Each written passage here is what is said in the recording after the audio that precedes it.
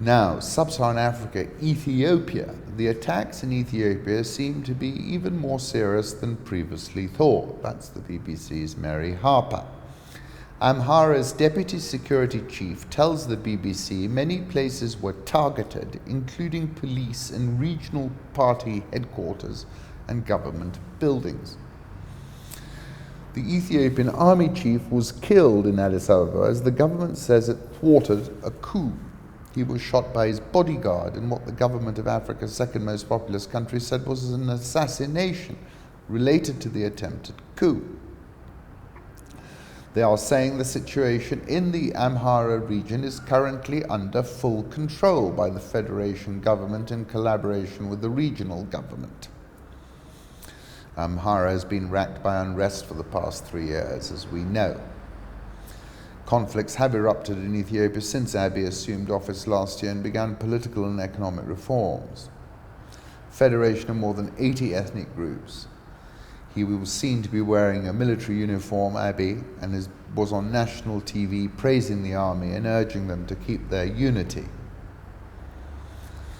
Attempts to overthrow the president of Ethiopia's Amhara region has failed, he said, but gunshots were heard in Bahir Dar and in Addis Ababa. Mini coup or something bigger. Very worrying reports from Ethiopia. Sudden internet shutdown fuels rumors. According to a Twitter handle, Kabdi Nasir, the Ethiopian government has accused Saudi Arabia's Crown Prince MBS and Egypt's Al-Sisi and UAE's MBZ of funding and training Amhara rebels. I take you back and when he first came on the scene, and I said, he's one of the only people who's sketching out a new African political horizon. 90 days into his term, I said it represented the most consequential arrival of an African politician on the African stage since Mandela walked out of prison, blinking in the sunlight, and constructed his rainbow nation. Ethiopia is one of the world's brightest economies in terms of GDP.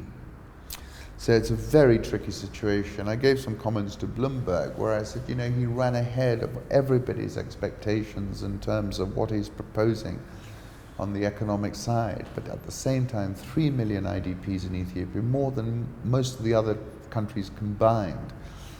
And it had not popped over the radar. He'd managed to sort of overwhelm it with his velocity. But now we'll have to keep a very keen eye on what happens.